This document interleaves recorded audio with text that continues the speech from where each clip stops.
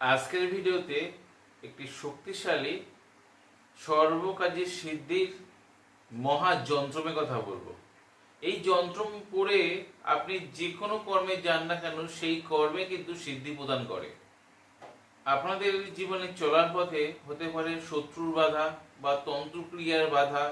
অনেক সময় হয় কি আর কি বদদুয়ার বাধা থাকে, সেই বদদুয়া থেকে রক্ষা পাবে আপনি এই জিনিসটি করলে।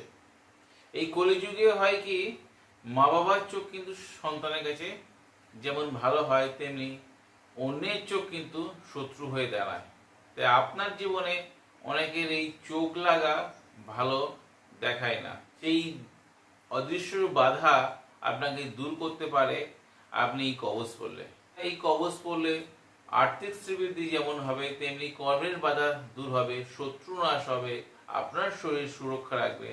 আপনার কর্মের যাওয়ার পথে যে বাধা থাকে সেই বাধা দূর করে দেয় এই কবচ রাখলে। ভিডিওয় একটি শক্তিশালী সর্বকাজের সিদ্ধির মহা যন্ত্র আছে।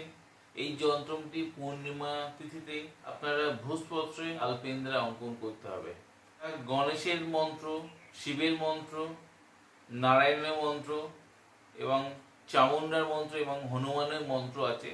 প্রত্যেক মন্ত্র আপনারা 108 বার জপ করে নেবেন। পঞ্চোপচারে আপনারা পূজা করে তারপর এই মন্ত্র জপ করবেন। তারপর যন্ত্রটি ভোজপাতে অঙ্কন করে অষ্টধাতু মাদুলিতে আপনারা যদি পড়েন, যে কোনো অদৃশ্যের ব্ল্যাক ম্যাজিকের বাধা যেমন দূর করবে, তেমনি আপনার জীবনে যত প্রকারের শত্রুর বাধা সেই বাধাও দূর করতে পারে। এছাড়া আর্থিক শ্রীবৃদ্ধির বাধা আপনাদের জীবনে দূর করতে পারে এই কবচ সঙ্গে রাখলে।